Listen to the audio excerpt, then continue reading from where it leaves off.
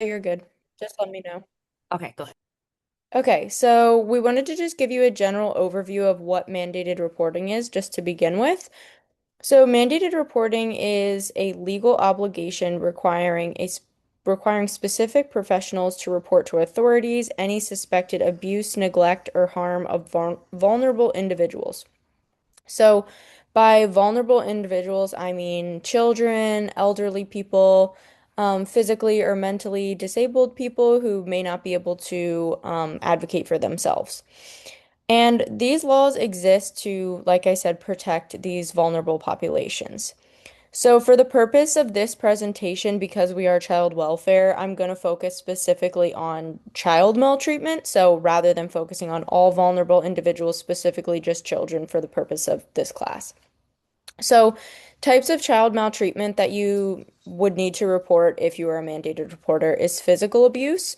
So, this is the intentional use of physical force on a child that causes physical injury. So, that could be hitting, punching, or shaking a baby, like if they won't stop crying, that kind of thing. And then sexual abuse, so forcing a child to engage in a sexual activity that they cannot understand and do not consent to. They do not consent to this because they are a child. They cannot consent to that. So just clarification there. I'm not saying children can consent. And this includes exploitation. So anything where you might be having a child engage in something for profit or sex trafficking, that kind of thing. And then emotional or psychological abuse, so behavior that harms a child's emotional development and sense of self or worth. This can be harder to prove, I will say that, but still important to report. And then neglect, so that is just a failure to meet a child's basic physical, emotional, education, or medical needs. So, for medical neglect specifically, this would refer to not providing necessary medical or mental health care that would cause, oh my God, sorry if you can see my cat climbing on me. Which would, sorry, that distracted me. Not providing the child with the correct medical or mental health care. So, by not providing that to them, you are placing the child's health or development at risk. Okay, so who is a mandated reporter? Typically, they are teachers, school staff, healthcare providers, mental health professionals, social workers, childcare providers, or law enforcement. So that is just a quick list of the most common types of mandated reporters. And they have an ethical obligation to act in the best interest of vulnerable populations to prevent any future harm and to prioritize their safety. The requirements for mandated reporting do vary by state. So some states require that any professional working with children is a mandated reporter, but that does vary by state. So a few states, notably Indiana, New Jersey, and Wyoming, require all adults, no matter what you do, any adult in that state has to report suspected abuse, which I actually didn't know until I was researching this, which I thought was interesting.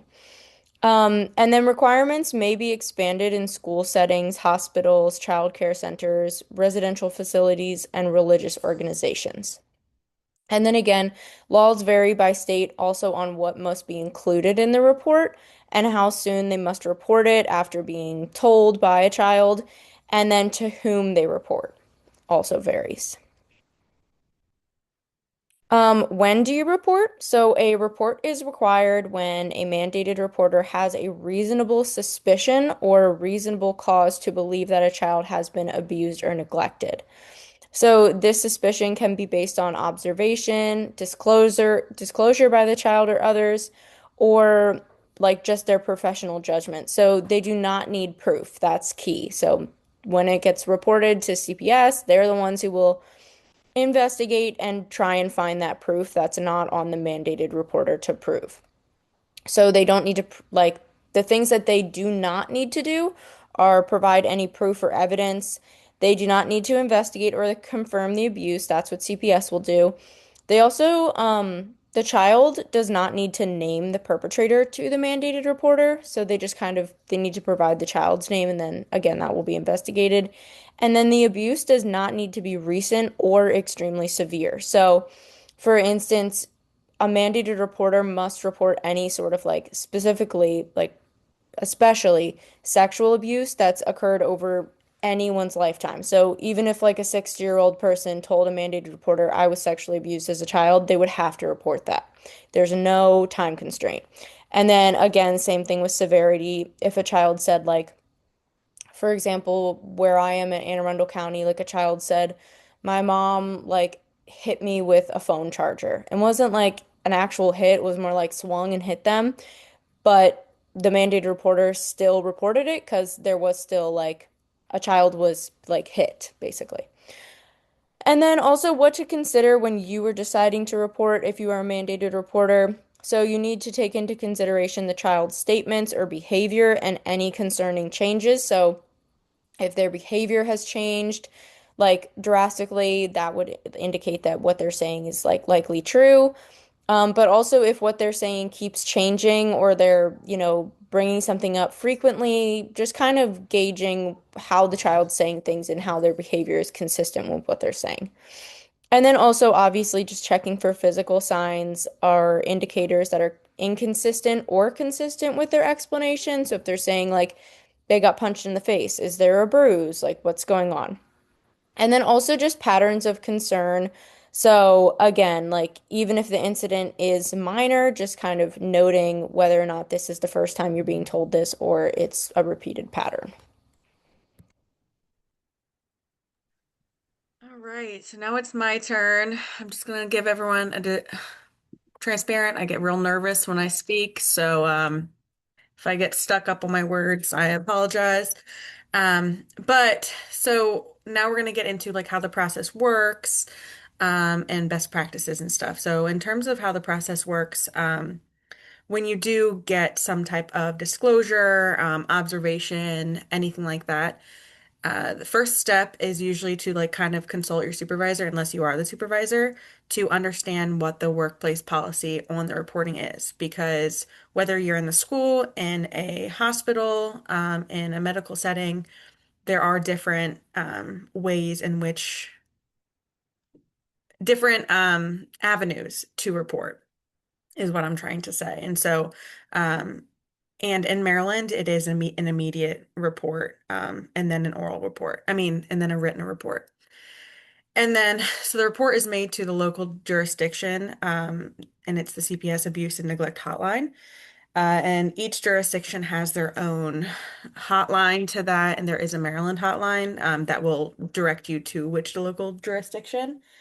And in terms of the reporting, when a child discloses to you, to whoever it is doing the reporting, you always want to report to the jurisdiction where the abuse or neglect happened. So a lot of the times the child may not know, like especially when it comes to like abuse that has happened several years ago. The child may not remember what county it was in. So if you do not know that, then you just do it to the jurisdiction in which this disclosure occurred. And so the next thing I would like to discuss is like what would be needed from a reporter. So this would be information like on demographics, what the disclosure was, and more. So I'm going to give you a specific stuff on that. So from the reporter in Maryland, at least, the name and the home address of the child that the report is being made for, is needed for the report. So that's something that you need to have readily available when you are making the report. And you need to have the parent and initial caregiver on hand, or and other individuals responsible for the care. You need to know the present location of the child. So if the home address is one, but like say the child is temporarily staying with grandparents, that's important to know if you know that. The age of the child, names and ages of other children in the home. That's a big one. If you have that information. The nature and extent of injuries or sexual abuse or neglect of the child. So this would be from the disclosure, from the observations that you made as a professional, and then any information relayed by the individual making the report of previous possible physical or sexual abuse or neglect. So that would be the disclosure if the child made a disclosure to you. And then any information that's available to the individual reporting that might aid in establishing the cause of the injury or neglect. and then the identity of the individual or individuals responsible for abuse or neglect. And that's just in Maryland in general, because the identity is big for the CPS, especially for the screening in versus screening out thing. That's big for CPS um, to have for the future. And so, what happens after the report is made? So that is, it's obviously different for CPS and the authorities and what the reporter does. So after the reporter makes the report, that is basically the extent of what the reporter does. Oftentimes, well, actually all the time, what the CPS worker should be doing is calling the reporting source, which is listed on any intake for CPS, and that's what the reporter will do is just kind of confirm the details, um, and just have that on hand. So, like if all of the details were not put into the report, because sometimes the CPS screening unit does not always ask for every single word that it's just like kind of a brief overview. And so that's really important to, I guess, document beforehand so that if, when, and if CPS does contact the reporter, they have that information to get confirmed and understood. So yeah, so that's what happens with CPS, and obviously CPS does a lot of other things. Yeah, so best practices when you are being the person that a child is disclosing to, you are being the like observing something. So what to do and what not to do. So this is really, really big. In terms of this, so I'm going to start with what not to do because I feel like that is it's difficult to grasp sometimes because when you are put in that position, it sometimes you don't know what to do. So the biggest thing is you do not want to delay your reporting. Anything that you think meets the threshold for that, and it will vary situationally. Anything that you think that meets the threshold, report it. You don't want to delay it. You don't want to wait to see if things get better, if they tell you about what happened with that bruise, and stuff like that. So you always want to do not delay the reporting. You also, if the child is the person disclosing to you, you do not want to make any promises. And this can be promises on confidentiality, the outcomes, like their safety. You can't make that promise to them. You can't say everything is going to be okay because you don't know what is going to be happening. And so it's difficult in our positions because we want to be that person to say, to be the protector and support the child, but that's not a promise that we can make. And you do not want to investigate the content of the disclosure. So if let's let's use an example of sexual abuse. If a child discloses, um, my dad touches my vagina at night, something like that. That's a disclosure in itself. You don't want to do the whole body thing saying, hey, like, so where in your body exactly? Like, is it inside or outside? That is all for CPS to do. That is for the forensic interview to get into. So that is, you do not want to investigate the content of it because if you do that then and there, what you're going to do, it's going to be a re-traumatization because CPS has to do it all over again because they are the assessment workers. And then you don't want to confront or speak to the parent about the disclosure. This is a huge one, especially difficult in certain situations with like physical abuse and neglect because it could be a miscommunication or not miscommunication, like you all know what I mean. You know what I mean. But it could just be something like something had happened, especially when it comes to observations. So you don't want to confront them initially. That's for CPS to do. That's not like a teacher's job. That's not anybody else's job except for the CPS worker. That's what they get paid to do. And you also do not want to report opinions. This is a big one. So in terms of reporting opinions, I mean, you don't want to say it seems like they're getting abused. You want to report facts. You want to say, this is what I had observed. This is what the child said to me. Direct quotes are always awesome. This is what I have observed over the last few weeks, this and that. So that is really, really big on what not to do. You do not want to report any opinions.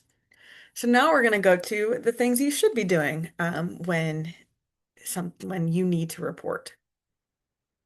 So you always want to ask the child about their immediate safety, because depending on the situation, if they are like if their immediate safety is at risk, that's when you go to law enforcement immediately, and then that's when like things happen immediately.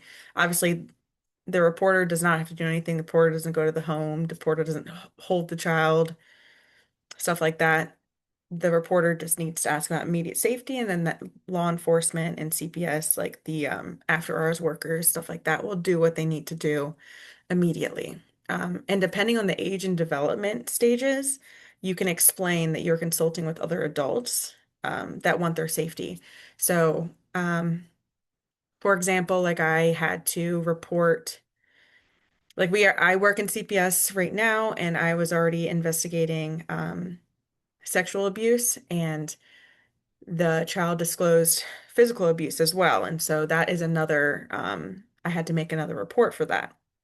And the child was 15 years old. And so I explained to them, I kind of explained, like, hey, I really appreciate, thank you so much for telling me this, but I am going to be talking to other adults that care about your safety, like me, so that we can investigate or make sure that you are safe. I don't say investigate, I just say, like, ensure your safety.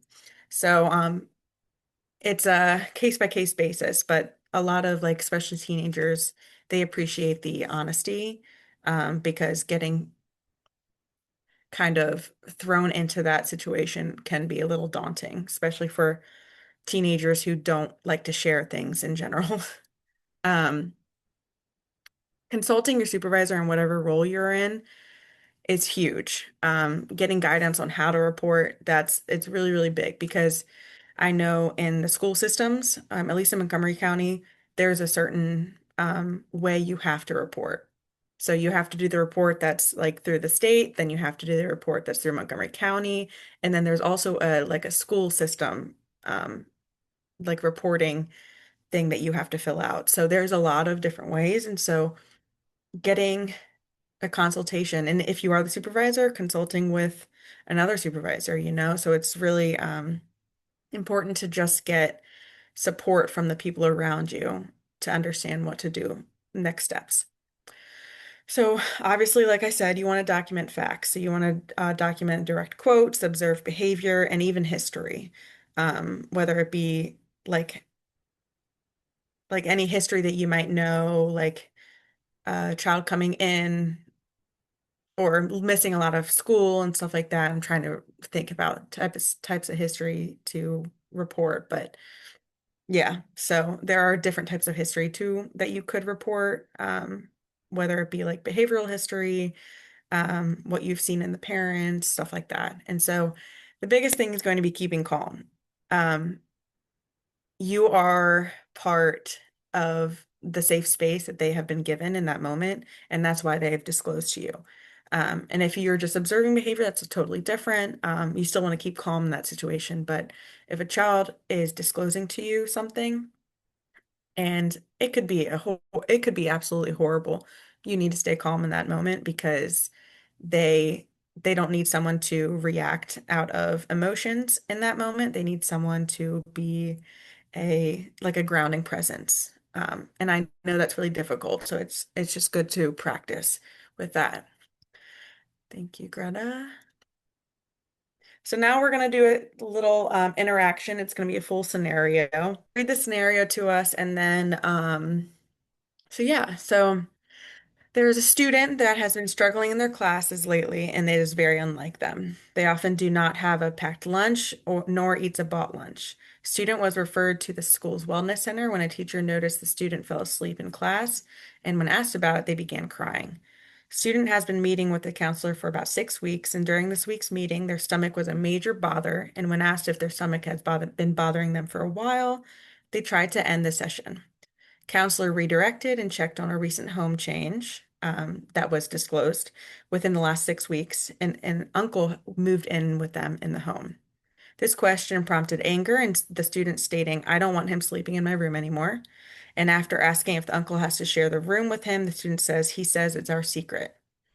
In terms of the demographics, the student is a 13-year-old male, mixed race. He has two younger siblings, a male and a female, lives with his mother and father, and the uncle is the mother's brother. So I would like to open this up to the class. Um, First thing, what would you say to the youth?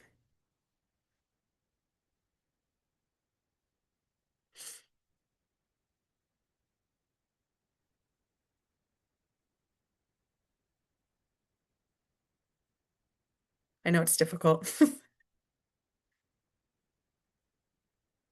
Well, first, I would say, thank them for, sharing that information with me. Absolutely, absolutely. I guess then going into the, unless you've already said it, like about that you're a mandatory reporter and that, like, as you were just saying, that you basically like are going to report it to ensure safety or something. Hmm.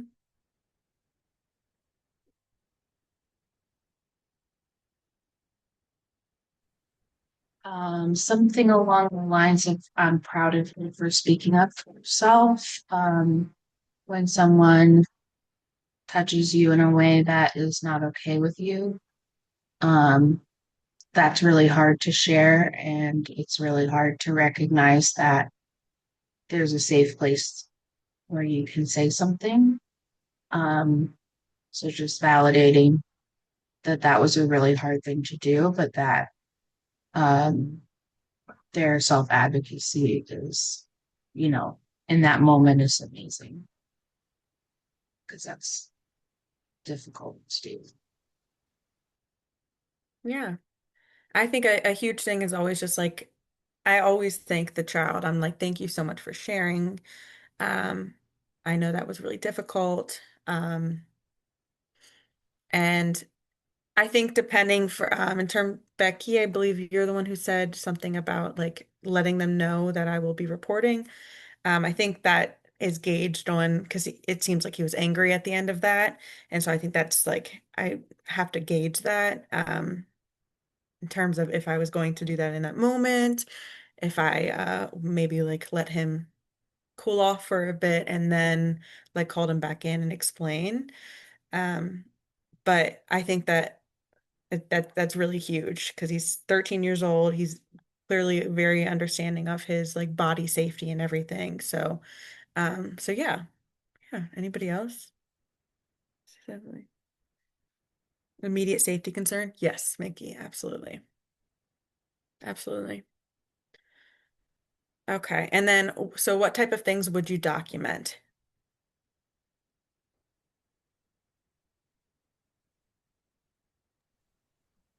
Place, date, time, names, you can get them, phone numbers, you can get them.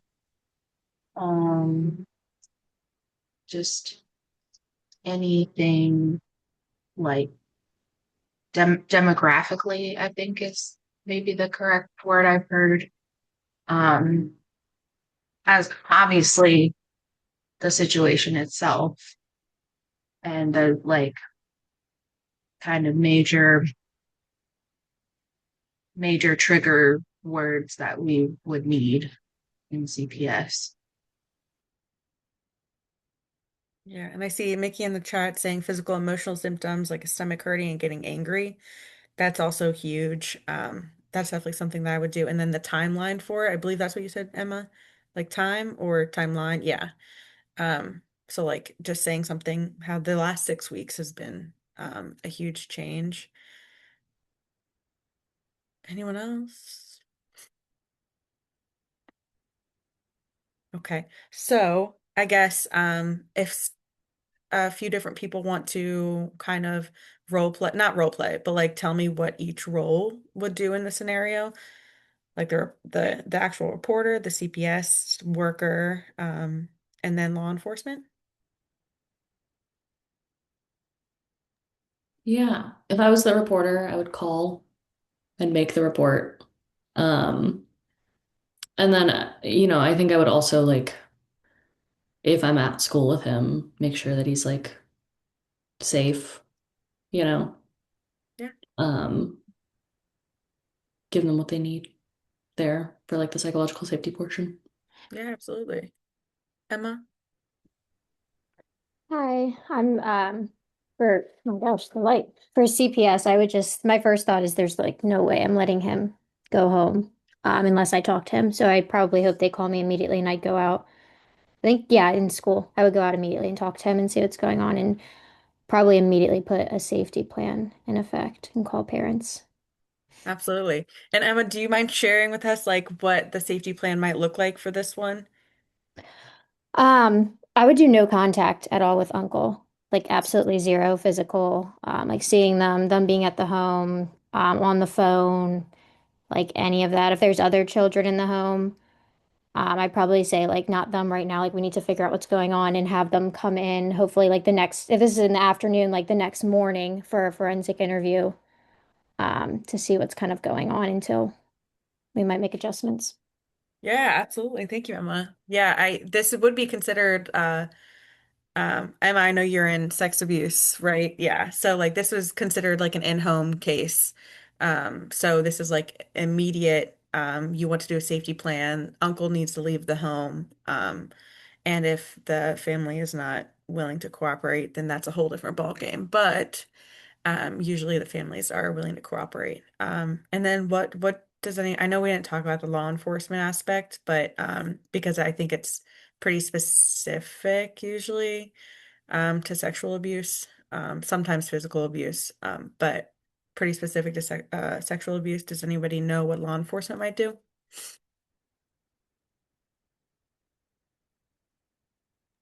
I would if no one does, but I'll let other people share in case they do. Emma, I think you're the one who's got to do it.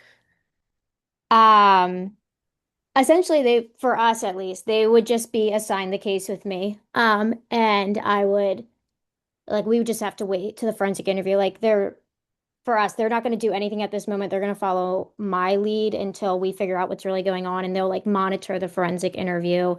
And I mean it's really dependent what's shared there where we're going to go with it. But yeah. Yeah, for sure, for sure. Um, yeah. So we're just talking about reporting. We can go like deep into everything else, but yeah, so that's what would happen after the reporting for those. And then this is kind of vague, but like what met the threshold for reporting? And yeah,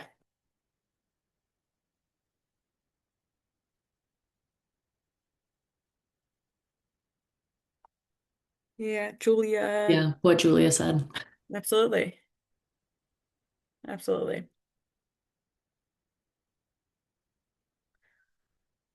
What does anybody think about like the packed lunch thing? Because I think that's always like a something that I struggle with. Because when it comes to high schoolers, a lot of high schoolers do not eat lunch. So when does it become a something that you that becomes concerning, I guess? I don't know, that's like an actual discussion I'd like to have. I think like when it's abnormal for the kid, like if they usually eat lunch or usually get a packed lunch. Hmm. Sorry, my dinner is flying in right now with my wife. Thank you. Beautiful. You can come in. Amazing. Um, thanks, baby. And I think that like the first line where it's like struggling in their classes lately, unlike them. So you're looking for like a change in behavior, and that would include like the lunch. But I Yeah. also struggle with that with kids not eating. They're like, I'm not hungry. I'm like, you're hangry. Yeah. I can Like, tell. how much do you eat when you get home? Is the real Yeah. question. Yeah. Yeah, Yeah. exactly. Yeah. Well, I think, yeah, thanks everyone. It took me forever to put this scenario together, so Thank you. Can you put it back up? Extra credit, right? Yes. Yes, Uh, they don't have to do they get 2 free passes on async work. They do not have to do two good, weeks of async work. Yes. good. Because I knew they were going to do an awesome job. Um, so thank you so much. You both did an excellent, excellent, excellent job. Um, and could take that on the road if you wanted to. I wanted to leave the scenario up because I wanted to see what you all thought. I know it says mixed race. And so in terms, let's say one of the mix is African American, like what are some cultural pieces to this or that you think may come up as you work with this family?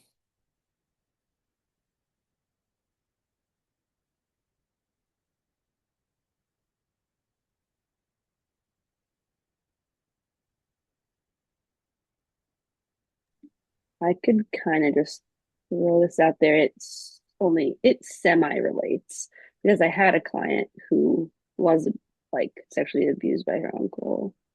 And she talked a lot about how she's from Jamaica, and just like how like her family said like a lot of internalized misogyny, and she just like was not believed by any of the women in her family. It was really intense.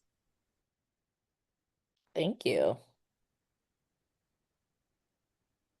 I was gonna say something similar along the misogyny piece that there's just a lot more pressure, I think, to be really masculine. And so I've experienced African American men like really not wanting any implication that they could be gay or um, more feminine or more sensitive and stuff. And like the student might not even call it what it actually is because of just a fear of like not seeming masculine or like not seeming like tough. And that I think there's a possibility with any race, any ethnicity, culture that they would just not believe um, because it's um, two men or a boy and a man. Like, Hmm. because there's the layer of that implies that somebody's might be gay, and we don't even want to think about that. We also don't even want to think about the abuse.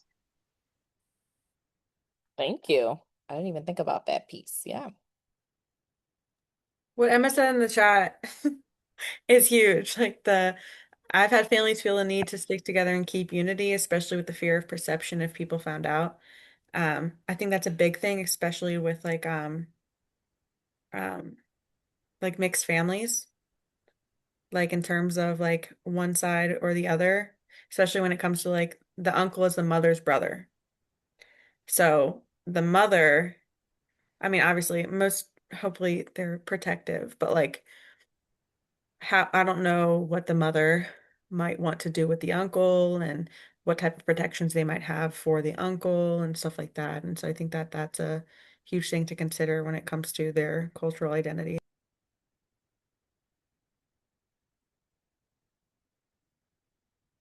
Yeah, great. I think one thing that stuck out to me was that like when we say like thanks so much for sharing. I think that's great. But like even like um I'm glad you reported this to me or like because the child is 13. So probably definitely has an awareness. But even if you were to get a little younger, they might not even know like exactly what's wrong, if that makes sense. So like you alerting them that this is like I'm about to make a report, like, kind of like what Macy said, like, well, I might not say that right away.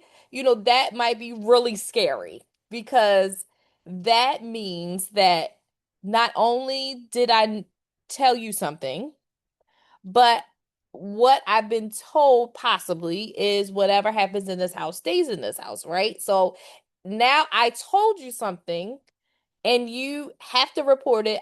I would never suggest that you would not report it. What I'm just suggesting is just how you handle that with the child, because they could now all of a sudden feel very guilty by you affirming them. Like by you saying, well, thank you so much. You're so brave that you reported that you are being sexually abused, kind of thing. It's like, whoa, whoa, whoa, no, I didn't, no, no, no, no, I didn't say that. Like, you know what I mean? It could cause that type of reaction. And it's not even that they are trying to cover something up or don't want to be honest, but just the thought that now their disclosure is going to escalate things is like scary. Also, you already all said it about family is a big thing. And so the fact that the uncle is living in the house, just depending on like why he's in there or kind of that relationship with the uncle, um, that could be very touchy. Um, it is okay with sexual abuse to like automatically think like the family is not going to believe the child, because I feel like that's what I thought too, like, that's just like I feel like it's like an automatic, because you hear so many stories where they don't and they side, with the perpetrator, things like that.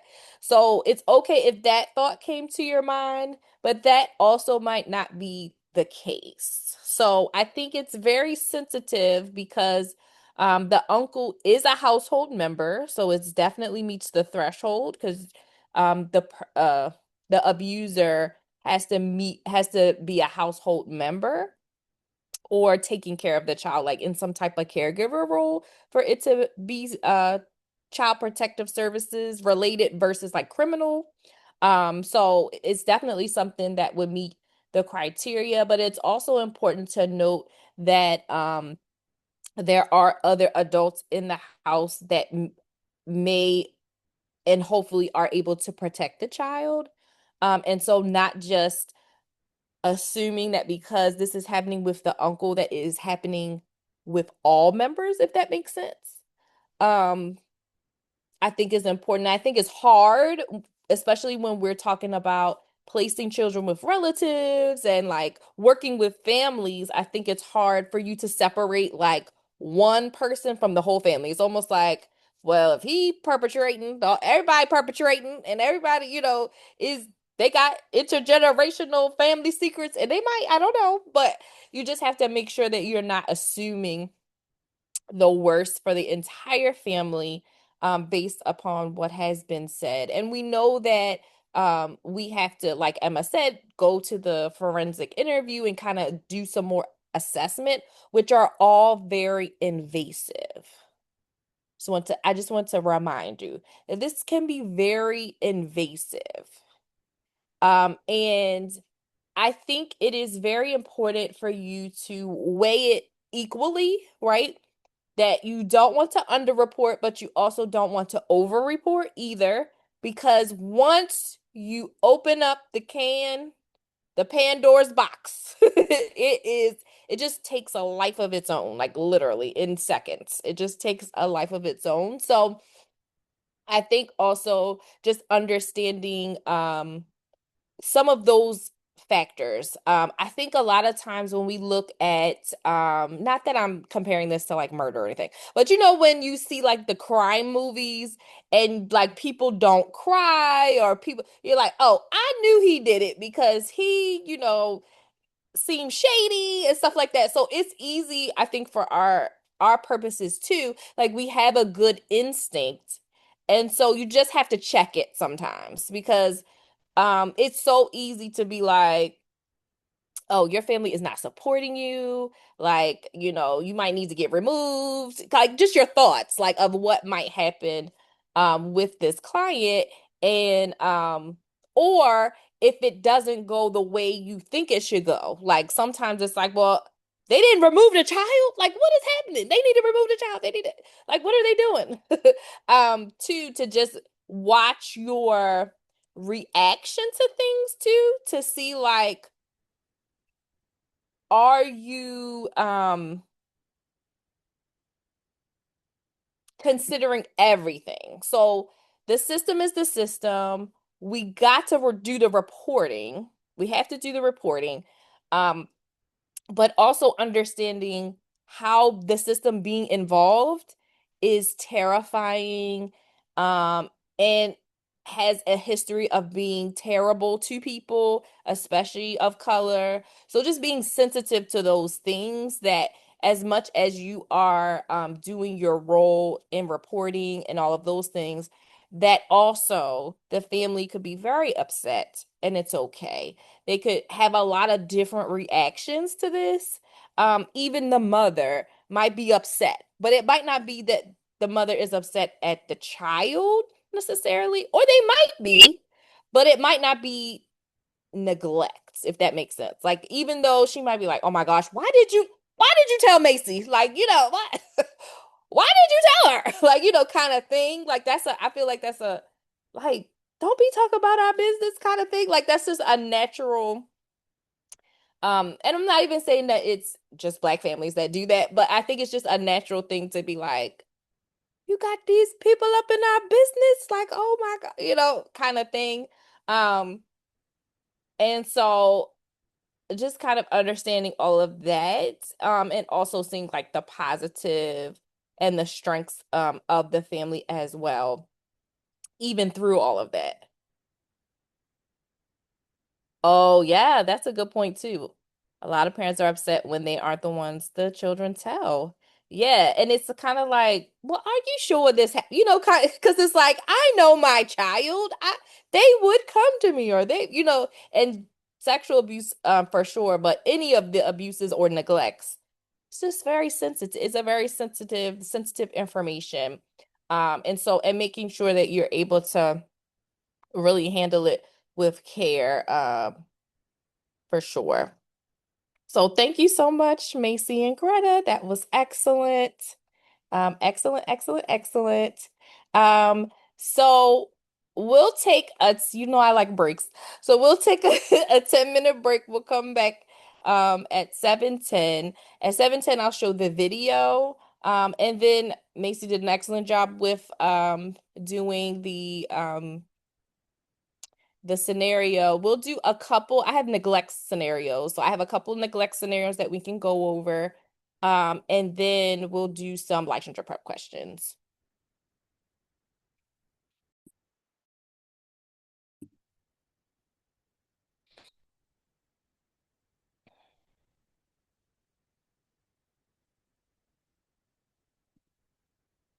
Okay, let's do number 2. So just take a little moment, read it to yourself, and tell me, do you think this is neglect? Yes or no?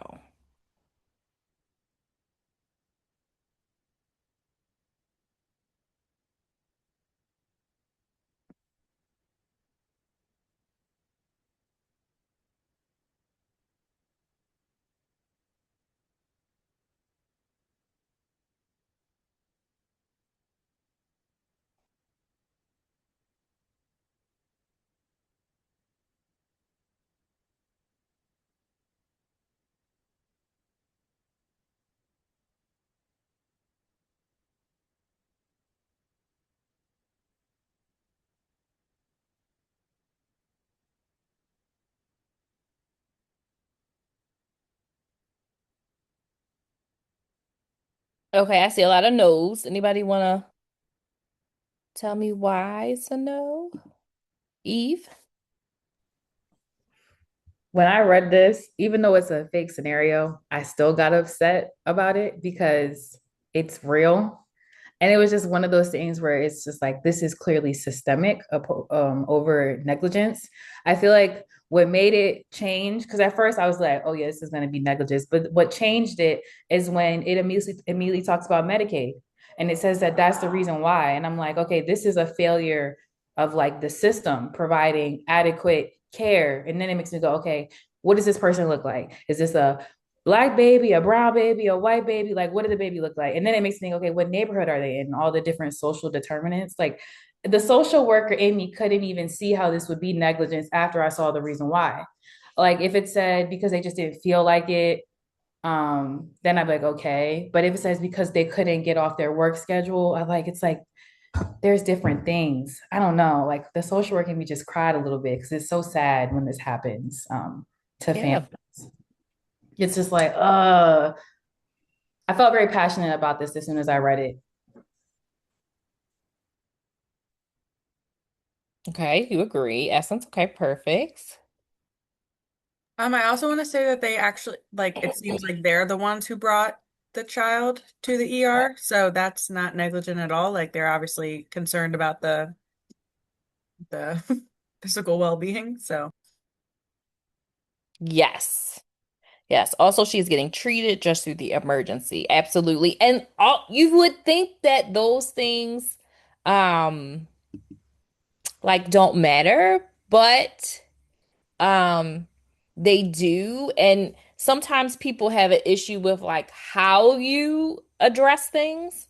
But just because they're going to the ER versus like a regular medical doctor, sometimes people will be like, oh, they're not really taking care of the child.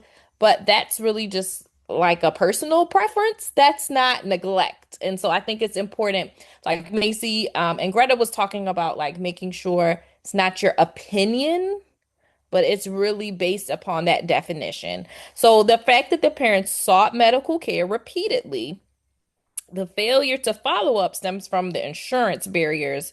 And there is a health impact, but it's not because of the parent.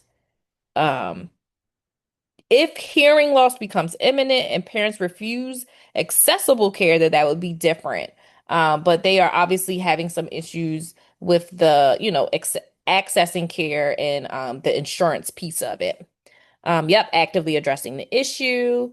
Um, yep, a lot of people bring their kids to the ER because they have to treat them without insurance, even if they don't have insurance. Yeah.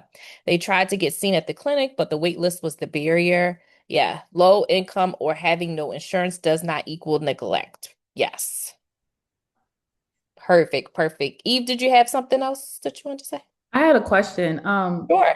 Because I'm not the best when it comes to insurance. But isn't it more expensive for a family without insurance to seek care for their child, like at a ER, opposed to going to like a primary care doctor, or I guess if it was through Medicaid? Does that make sense? I hope I asked that right. Yes. I don't know, actually. I'm not too sure which one would be more expensive. Um, I think it depends on the hospital, especially because a lot of different hospitals have like support for low-income families, and a Okay. lot of mhm. families end up going to the hospital rather than a provider Hmm. because of that reason. But I think so. I think it depends. Okay. I was just wondering, like, because I didn't know if that could also be a reason why people, I don't know. I always thought that people didn't want to go to the ER because they didn't want to get like a bill. Like, because I get that because going to the ER can be expensive. So I was just like, could that also be systemic? Like, because they know that they wouldn't, like, if they're having trouble. I don't know.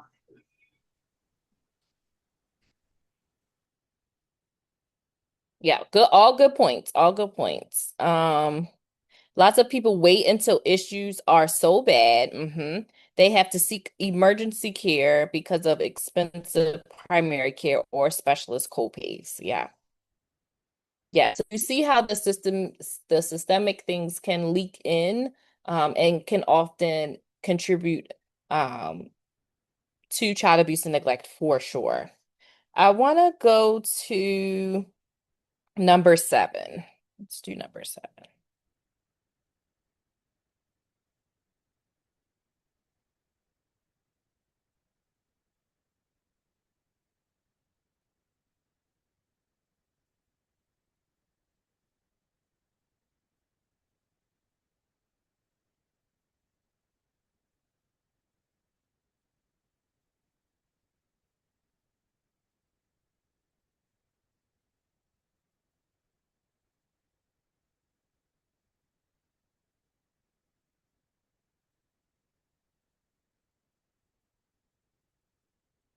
Can I get a volunteer? Maybe someone that hasn't, I haven't heard them audibly yet. Essence, go ahead. Sorry, you might hear my dishwasher, but the That's only okay. reason, the only reason I'm saying yes is because though the parents said that it was quote unquote childproof, they didn't double check and triple check to make sure it was childproof, or y'all didn't put it high enough for the child to not get to it. And granted, marijuana is legal in certain places, but it doesn't make it okay for it to be around a young child, a 4-year-old at that. That's still negligence on their part. So I feel like had they, were more cognizant of childproofing their home and keeping their gummies elsewhere, then she wouldn't have got to them. Hmm. And they left her, like Greta said, they left her alone. So 4-year-olds, they're gonna be up and stuff. Okay. Thank you, Essence. I see some Hmm. more hands. Let me see. Let's do Mickey and then Macy. I think Macy actually had her hand up before me, but well, I guess she's eating. So I'm as she puts it, I'm like the waitress who comes up and asks how your food is right whenever you take a bite. Um, I do think I agree with a lot of people in the chat. Like it is not, it does suck because it is like an accident. But and like the system is not good at all, and like we know that. And the child was unsupervised. Mom was showering, which yes, people need to shower, but like the father should have been watching the child while mom, because like what happened if like the kid were to slip and fall and hit their head? Like it's not just the THC, like anything could have happened while a 4-year-old is unsupervised. And then yeah, any sort of potential harm should be kept well above grabbing. The kids grab things. Like that's just they grab things and they put things in their mouth. Like that's what that's kid behavior. They just that's what they do.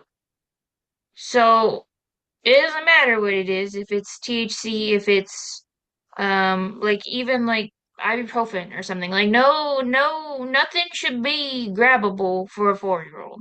All things should be secure, or it because like sometimes child proven stuff be expensive. So if it's not like if you're not able to put locks on everything, which because that's expensive and unreasonable for a lot of people, you put it higher. But yeah, THC just because it's legal, like Tylenol's legal, but kids shouldn't be munching it.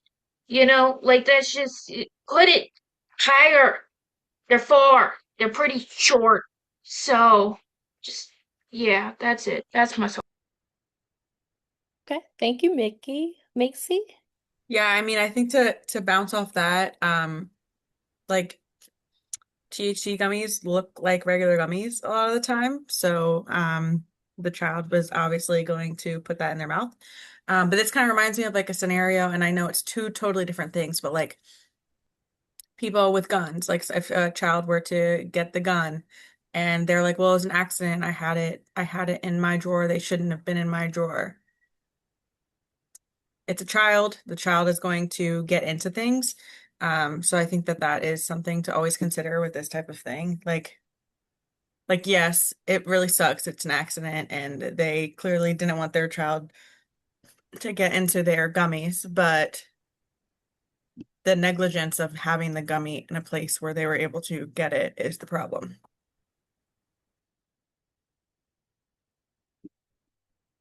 All right. Yes. So this is an absolute yes, for neglect.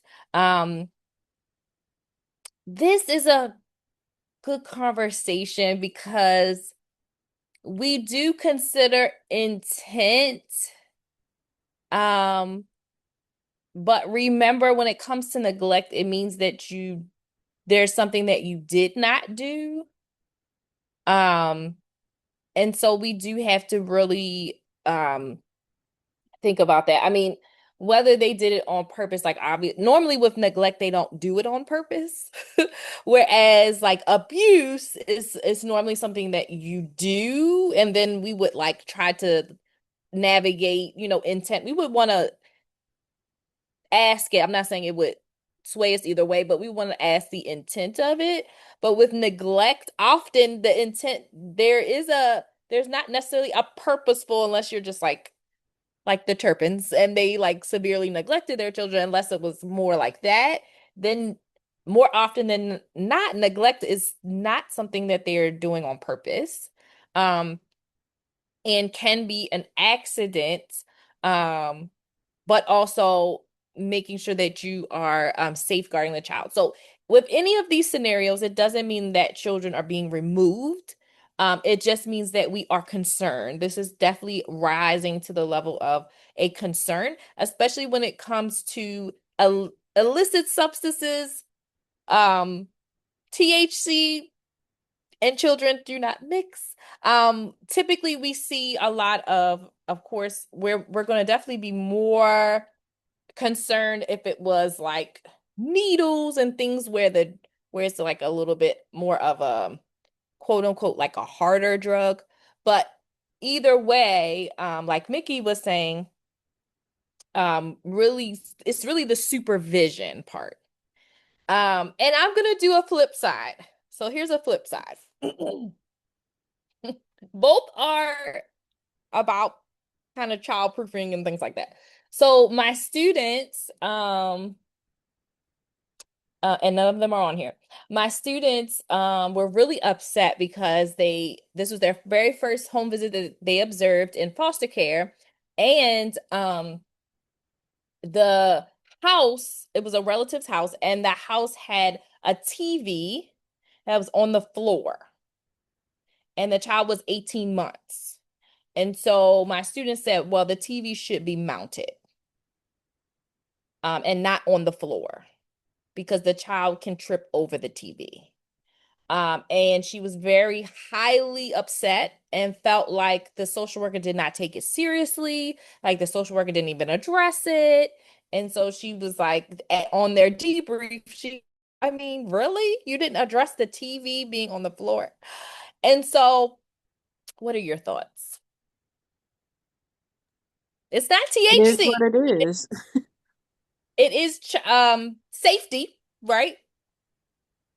It is what it is. I'm not like, of course, yeah, it's unsafe, but there's a lot of things that a child can like trip over. That sounds more like a lack of money. If there was um, like a stand or whatever, Mhm. like what some people have in their living room, and then they chose not to put it on there, okay, that's one thing. But if you got to take a look at the living room, like if it's obvious that this family doesn't have money for furniture and things, what did you expect, right? So, I don't know, that's my take on it. I wouldn't, you know, that alone, I feel like you can't say that's neglect or nothing like that, but I feel like you had to take in consideration the whole picture and then kind of like make your decision off that. Yeah. I would like to add, like, I'm like, I don't know how I'm going to do on this part of the test. I definitely am more like liberal with some of this stuff. I mean, my house is like pretty tidy, but I know like my brother's kid is just a little older than mine, and he was telling me like, "Oh, you're gonna have to go ahead and like childproof everything in your house, attach everything to the wall, like cabinets, everything attached to your wall, lock all the drawers." And the way I hope I would approach it with someone else is like for myself, it's like, well, how are they with the children though? Like, because I also very much believe in like appropriate risk, like that there can't be no risk because kids need risk for development, and like it can't just be like this. That can also lead to just like a crazy wacko, like stressful OCD kind of environment. I've seen a lot with different kids, like just being like a caregiver in various situations, and I definitely feel like, yeah, there just can be like loving good homes and so many that don't appear the most safe. But TV on the floor doesn't bother me one bit. It's like a pick and choose your battles type of thing. That's Okay. literally what I was gonna say. I was like, because what else are we there to address? I mean, if you come in and point at everything, that parent is not going to remember anything. So, and they're just going to be like, "Well, she just came in here and told me I suck." Like that we have to be so careful about how we build rapport and what we point out and don't and stuff. And so like, I mean, I guess I don't think it's something that should never be addressed, but I think it's also important to recognize the entirety of the situation and it's um like you have to meet people where they're at and I, I'm like also what kind of TV is it that like I mean TVs can be I guess they're pretty thin now they can like be pushed over and stuff I don't know I just like a TV is like not the worst thing ever Hmm. to have on the floor. And my Baby student probably said that likes it. my student said that she learned how to mount the TV. It's really easy, and if she was the worker, she probably would mount the TV for the client. And I was like, okay, well, that's a nice skill, though. I mean, it's a good skill. The client would probably be very happy if you mounted the TV for them. Um, but yeah, so I just wanted to give like another scenario to just show that safety isn't the same as child protective services safety. So like you have like things that are safe. I'm a social worker, so I'm into all things safe. I just am just by the nature of the work, I research a lot of safety things. I definitely favorited all of the childproofing things, but I never put any childproofing thing in my house. And so they were also upset because they didn't have like sockets in the outlets and things like that. And I was like, well, I don't have any sockets in the outlet. My child is 4, and I've never like except for like maybe 2 that's in his room, I don't put like all the sockets are not covered. He's just never bothered them. So, we just never had any internet. But the first time he bothers them, if he gets electrocuted, they're probably going to call CPS on me. And so it's like I get that we have our safety standards and they're definitely important. But when it comes to child protective services in terms of child safety, we really are looking at imminent harm. Are they going to be harmed like now or in the very near future? So that's why this rises to the level because we're talking about toxicology and we're talking about the impacts that it had on the child, right? Which were grave. And we probably just would have a concern about that and just want to get more information, maybe educate. Hopefully a case is not open, but I don't know. Greta seems like they are because Greta says she sees a lot of those cases. Um so yeah, just wanting to let you know that like even for when it comes to like certain things like a mother and the child like runs across the street, and like different things that are safety related that can happen. But then you have things that are more about abuse and neglect level. So those are different things and understanding practice.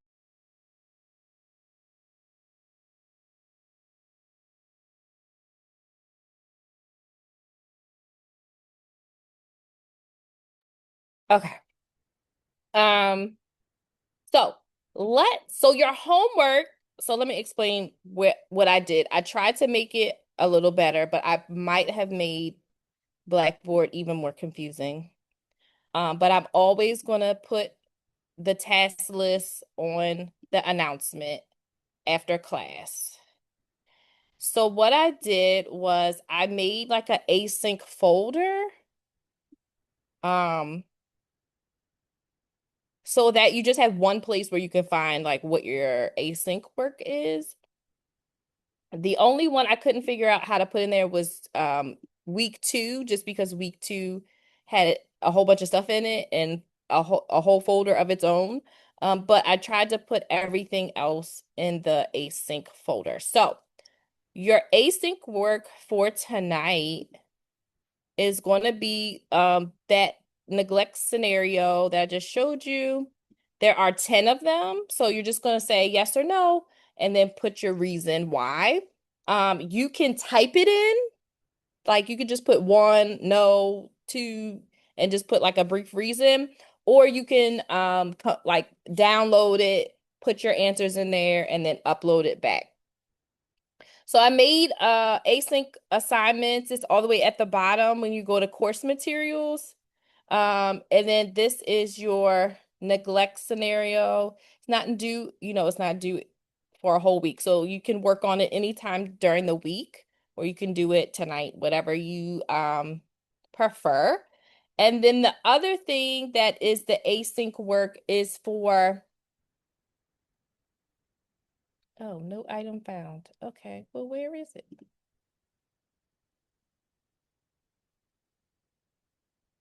Okay, I don't know. Oh, okay, maybe because I'm clicking it. Okay, here's the instructions. So if you are going to Advocacy Day, all you have to do is submit one thing that you learned from Advocacy Day, and that's it. That'll be satisfying your assignment. If you did not go to Advocacy Day, it's going to be an honor system because I'm not asking Giselle for the for the role. So I'm not about to do that. So honor system, if you go, perfect. Just write your one sentence or one or two sentences. If you don't go, then this is your assignment. It's a discussion post. You're going to locate a bill, just one, and then answer these questions about what is the bill trying to do, summarize what it's doing, what's the impact, all of those things. So you only have to do the bill part if you don't go to Advocacy Day. And this is not this is going to be due during class, so you can do it during class time since we're not having class. So no class next week. If you go to Advocacy Day, just write your one thing and you'll be finished. If you didn't go to Advocacy Day, use the class time to work on talking about your bill. And it can be relevant to what, I mean, they do have child welfare bills, but it can be any bill. It's fine, I don't care. Becky. I just wanted to ask a question for you or whoever might know. So I'm planning on going to Advocacy Day. I'm not, entirely sure I understand it, but like it's basically, is it one day that's a virtual next week, and then there's another day that's in person the week after? Does anybody know? So the NASW Advocacy Day, so what you'll find is that many organizations have Advocacy Day. So NASW Maryland chapter is on February 19th. It's from 9:30 to 12. I think, okay, maybe don't quote me on the time. I think it's from 9 to 12:30 or 9:30 to 12:30. Those are like the sessions that they are facilitating. And then from 1 to I think 3 is the actual bill hearings. So they will show you how to get or to find those hearings and be able to sign in them and to like observe them. So it's 9 to 3. But for the purposes of this class, if you just do 9 to 12, that's fine with me. I just want to make sure that you go to it. It doesn't matter like if you do the 9 to 3 or you do the 9 to 12. I'm not really worried about that part. I just want but that is Advocacy Day. Now, other organizations like Leaders of a Beautiful Struggle, I know they have an Advocacy Day and they're going in person, like they have a bus and they're going up to Annapolis. So, and then I'm not sure. I haven't seen anything about next week, but it might just be other advocate because this is like legislative session, and so it could be like multiple kind of events going on. So I'm not too sure about next week, but I do know that the 19th is NASW Maryland Chapter's Advocacy Day. That's their event, and they're going to have a speaker. They're going to have like sessions and things. Yeah. Yep. I just looked at the agenda today. I couldn't remember everything that was on there. But they have different things happening from, like I said, I think it's 9 to 12:30 or 9:30 to 12:30. So they have that span to have like a Zoom like live sessions, and then the 1 to 3 is going to be when you can go to observe the bill hearings. And depending on the bill, it can be very spicy things happening. So, um, so very interesting. Amberly, Actually, I think Becky just posted what I had my questions okay, and things. I was trying to figure out like how I can access it virtually. I know Maryland, is it UMB or UMBC? Because I go to Shady Grove campus and I know one of them does like a watch day party like on okay, at Shady Grove campus, but I didn't want to go. I just wanted to do it at my house. right, yeah, yeah. So it's definitely virtual. Yeah, Mickey said last year was spicy, got heated. Yeah, back in the day when you used to go in person, like it would be like really tight in there, and somebody would be like breathing on your on your neck. You're like, oh my gosh. But I want to hear it. This is controversial, but I'm uncomfortable. Um, any of the judicial proceedings, committee hearings, where the state's attorneys are there will always be spicy. Yes. There's also an in-person thing the following Thursday. Okay, got it. Still trying to understand why there are two. Maybe I'm overthinking it. Because I'm not sure. I didn't actually hear about the in-person one, but what I would assume is that it used to be in person. So Advocacy Day used to be in person, but they went virtual, and then after they went virtual, it's been hard for them to, I think, like get the space to have all the students because it was a lot of students that used to come. And so I think they've stuck with a virtual. So maybe they've added like an in-person option too, sounds like. But I haven't heard anything about the in-person option, probably because we're not pushing that one as hard as we're pushing the virtual one. Oh, I just want to tell anyone else wanted to know if you use that link that Becky just sent, there's a part on there if you like scroll down, it'll or you know you I think you click the title and it'll take you to register for the Zoom thing and it'll send you a code. Yes, perfect, perfect. It should be a good time. It's normally pretty yeah, it's normally pretty good. They try to keep with the trends and try to really keep with like the current bills that are there. So definitely interesting. Okay, so we have 15 minutes. What I want to do is I want to do a couple of licensure prep questions. This is my favorite. It's my favorite. I love doing licensure prep. Okay. So when it comes to the exam, it's going to be important for you to know about child welfare. There's not going to be a ton of child welfare questions on there. But I do want you to kind of understand when to report and when to assess further.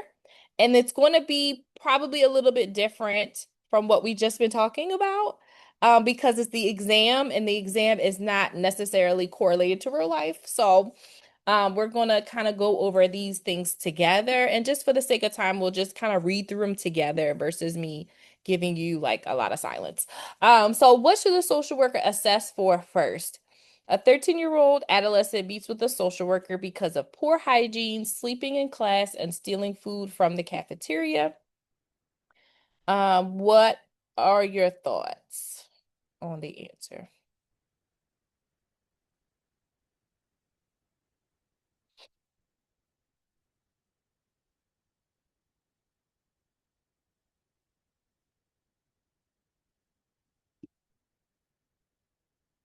Perfect. B, child neglect. And it's not that these equal neglect. It's just that we want to be concerned. It's almost like red flags. So, poor hygiene, sleeping in class, and stealing food could be a plethora of things going on with the child. So it doesn't equal neglect.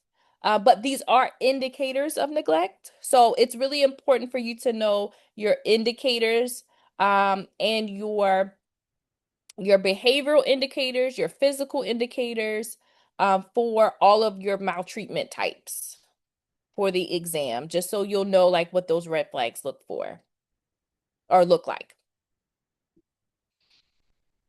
Okay, two is a little more scenario based. What should the social worker do first? A 10-year-old Latinx student is referred to the school social worker due to recent aggressive behavior and declining grades. During a meeting with the student and the mother, the student tearfully reveals that the mother and uncle often punish him. The mother justifies the punishment, stating it is necessary to discipline the child and prevent future misbehavior. What should the social worker do first?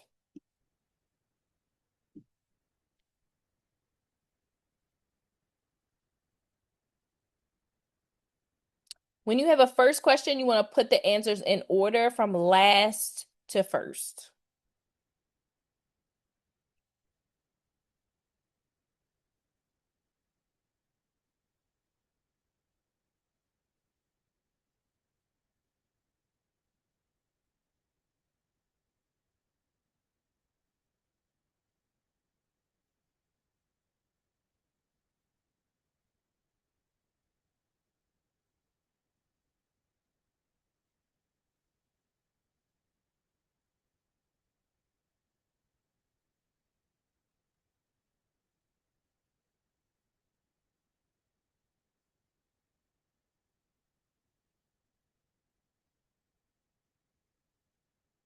Okay, your studying has taught you that it's always report.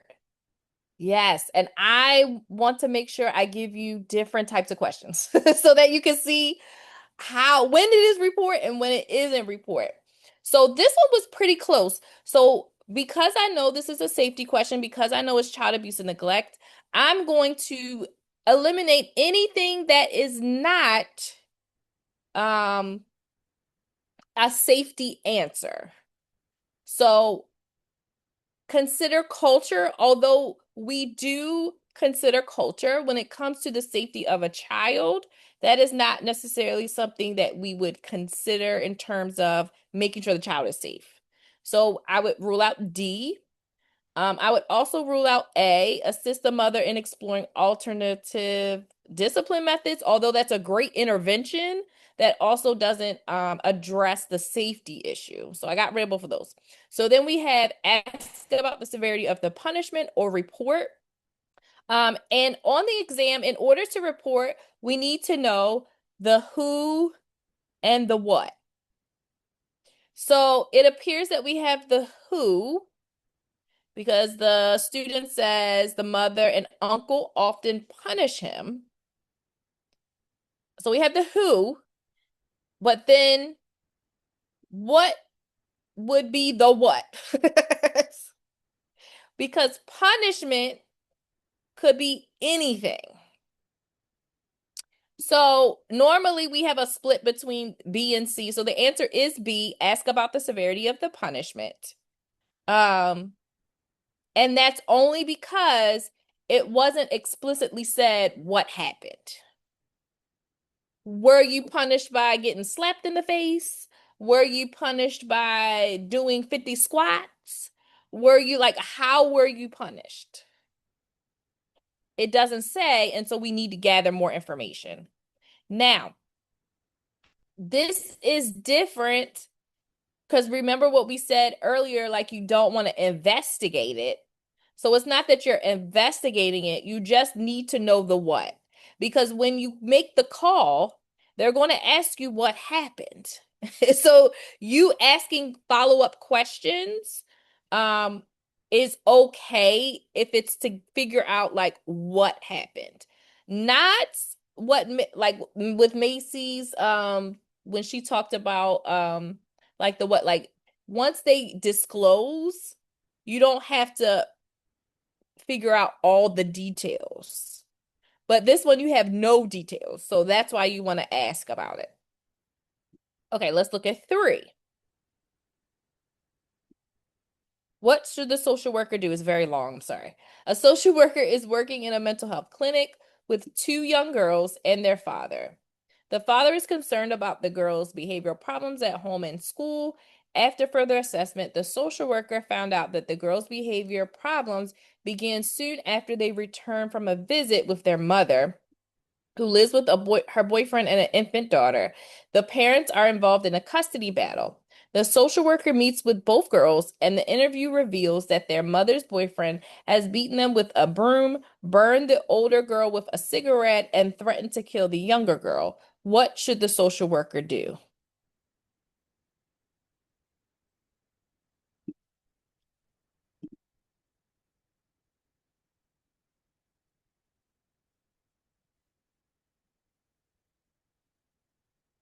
I promise the answer is not always B on the exam. I don't know why all of these answers are B. But yes, the answer is B. Report. So you see how that's different.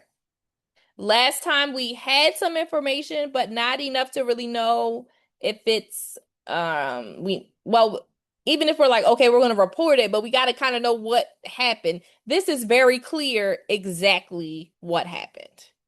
So as long as we have the who and the what, we can report. Anytime you have a disclosure from a child, that typically you're going to report that for sure.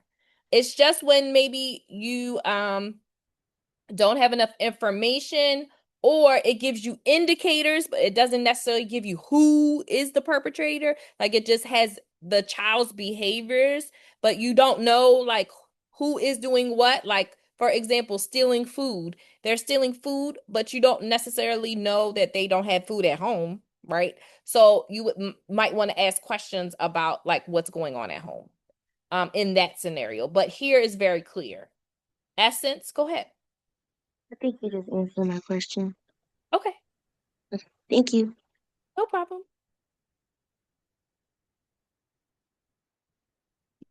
Okay, let's try 4.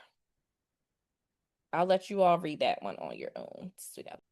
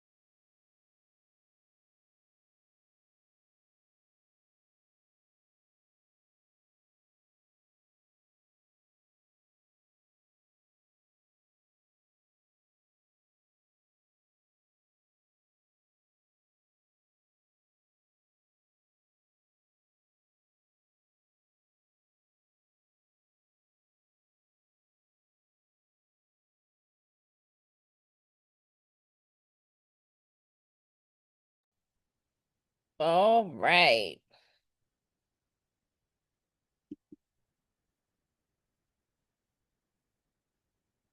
The answer is C. Let me make sure.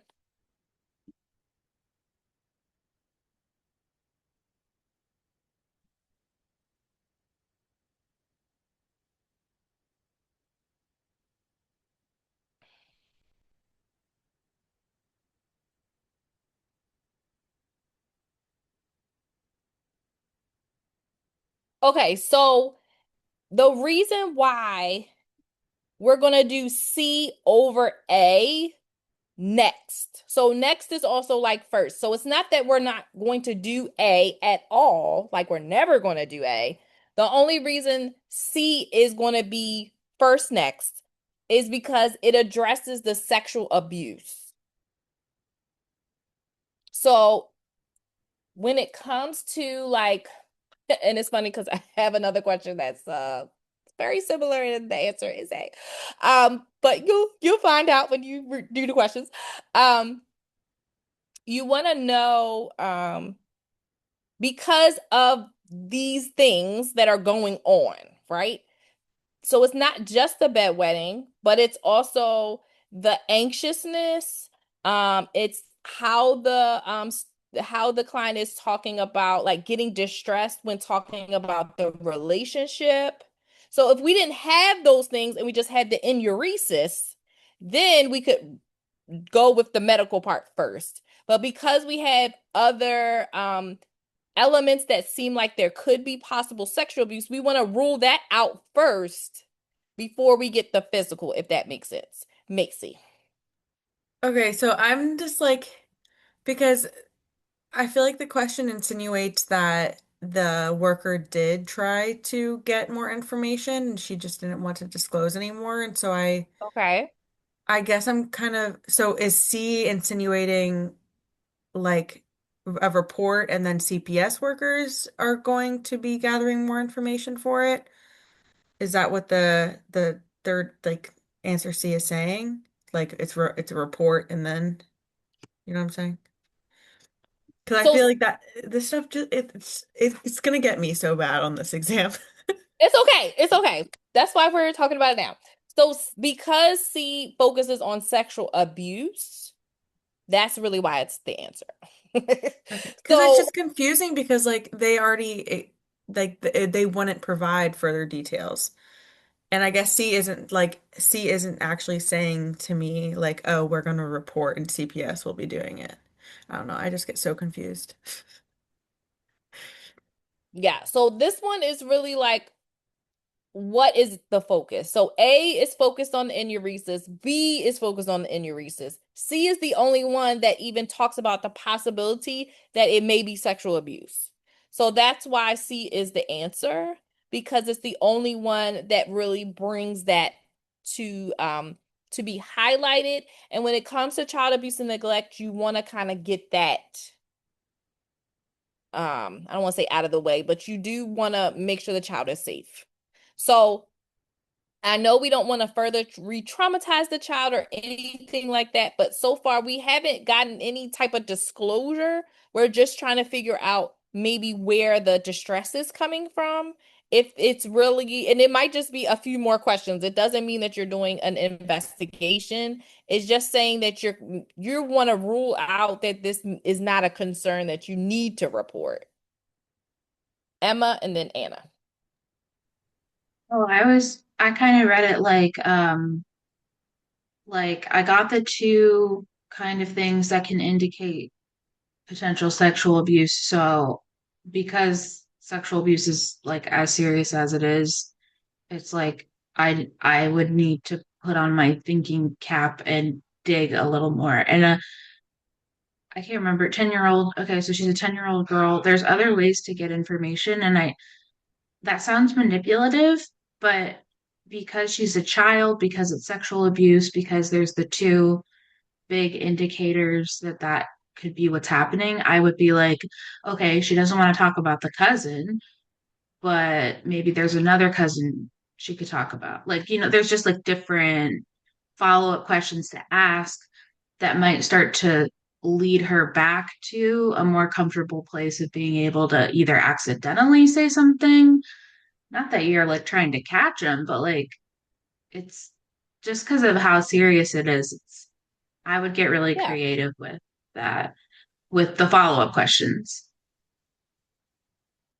Yes. And I like what you said too, Emma, that it says gather information. It doesn't necessarily mean that you're asking the girl. Maybe there's other people you can talk to see like if there's really more concern that needs to be had. Um, so yep, I agree. Go ahead, Anna. I was just unsure where we were. Like, is she still in the room with me? Like, I said during the session, but I read it like, okay, the session has ended. She's somewhere else now. And that B and C would require us getting together again. And A seemed like it could be done sooner than that. And I personally love a medical rule out. I'm like, yeah, everybody get a rule out just all the time. So, but I think after hearing your explanation. I think that makes sense of seeing how that one's the only one that's referring to the sexual abuse. Yeah. Yeah, because the answers are definitely not going to be something that you would pick.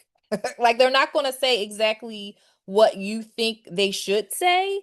So sometimes you have to just look and see, okay, what is it like not really looking at the words, but like what does this represent? Like what is it representing? Um okay, let's just do one more just because I love this. It says let me see. No, this one is too easy. Let's do this one. Yeah, let's do this one.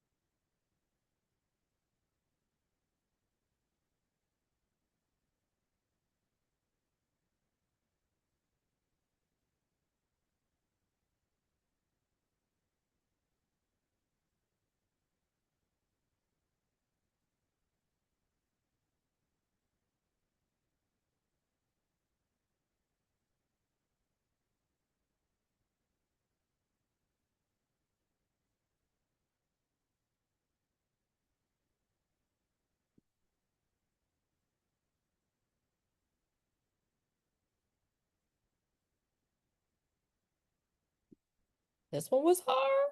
Oh. All the above. Final answer. Okay, let's break this one all the way down and then we'll be finished. And I'm gonna post these as well. I'm gonna post these slides. I'll probably post them in the announcement so you can find them quicker, but I'll post them on the course as well. The best action. So the best means all of them are good. All of them could be good. But what is the best according to what the situation is? Here's a trick, and you can only use this when you're desperate, when it's really like harder, and you can only use it for best and most. I don't want you using it for every question. Look at the sentence right before it. The client states that drinking a little will not affect the baby. What do we do when we have a client who has misinformation? Teach. Teach, Bam! You educate. got it. Yes, that's Oh, why the wait, I answer have is a educate. question. Uh-huh. So, okay, because I'm seeing some people put D, but can you still report a person even though the child isn't born? No. Oh. So we cannot report like a CPS report Mm-hmm. when the child like you can't remove a fetus basically. Right. Okay.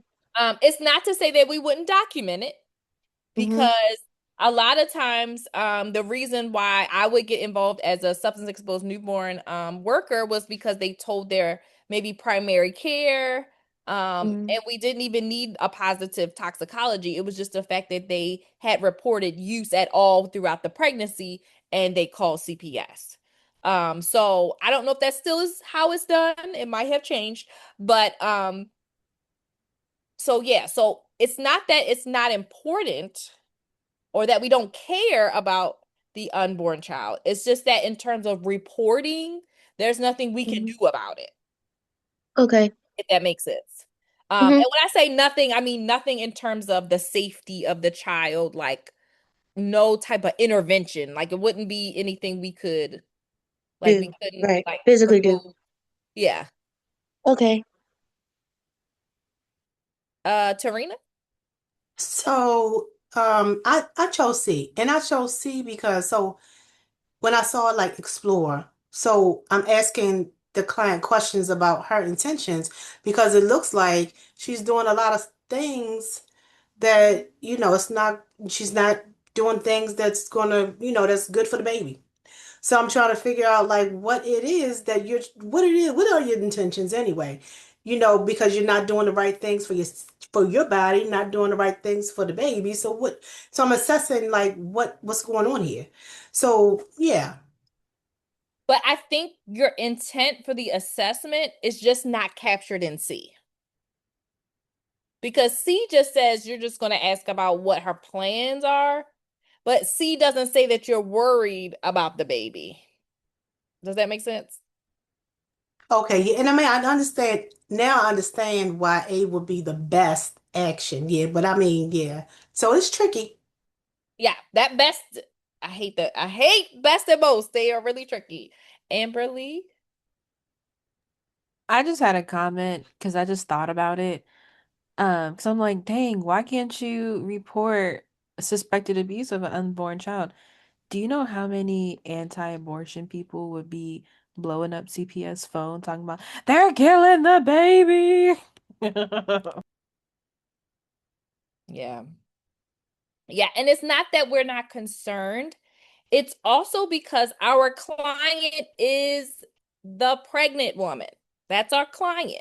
So it's not that we don't care about the baby, but we can't do anything about that baby. But if we do something with the client, then we can, you know, affect the baby. So if the concern is that the client uh actions could be, affecting the baby, then that's kind of where we would start. We would want to talk about that. So no, we can't report it, but we can still discuss how those behaviors can impact the unborn child. Go ahead, Eve. I just want to say I like that way of thinking. It helped me look at the question differently because I think it was like I almost forgot that the client was the mother and Yeah. not this unborn child. And so like that really helps me, I think, put the questions into perspective and be able to catch like when I want to go to report. Nope, not on my watch. Like, yeah. So thank you. I just want to say thank you because I really appreciate the perspective shift. Yes, that's what I'm here for. I can't teach without doing licensure prep. It goes hand in hand. I feel like all of your teachers should be giving you licensure prep because the stuff that you're learning is on the exam. And I want to make sure you know, at least for child welfare, how does it show up? So we have plenty more on there. We will go over them from time to time in class. I tried to get some really good ones too, about like culture and religion and different things like that. So excited about that. Also, one of the topics that came up last week was international adoption. And I actually was able to, I'm in email talks with a potential speaker.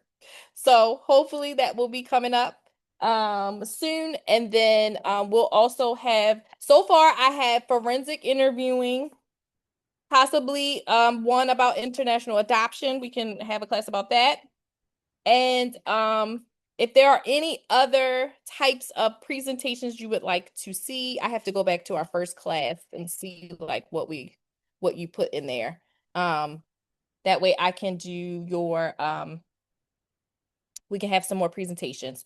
So next week, no class. When we come back on whatever that next Thursday is, we're gonna have a speaker, forensic interview. It's gonna be with Mackenzie, Cook Billings.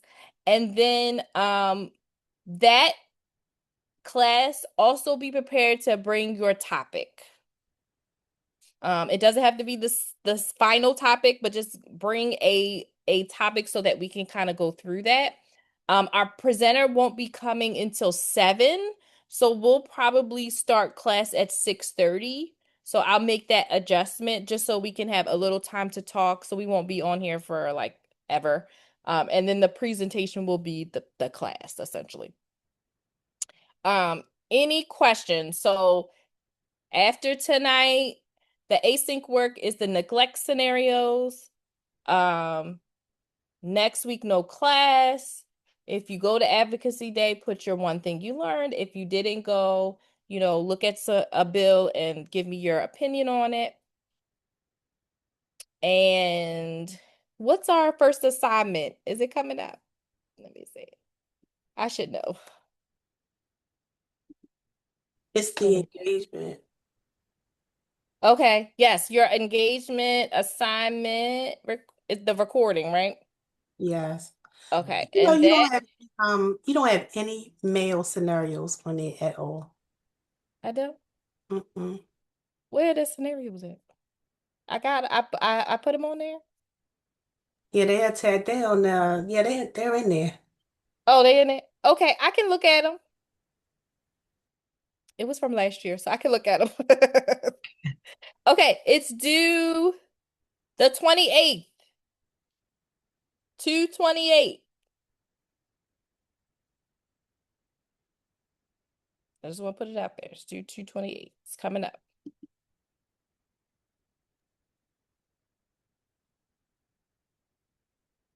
All right. I'll take a look at the scenarios, see if I need to update them. No males. That's weird. So let me update. I can update it for sure.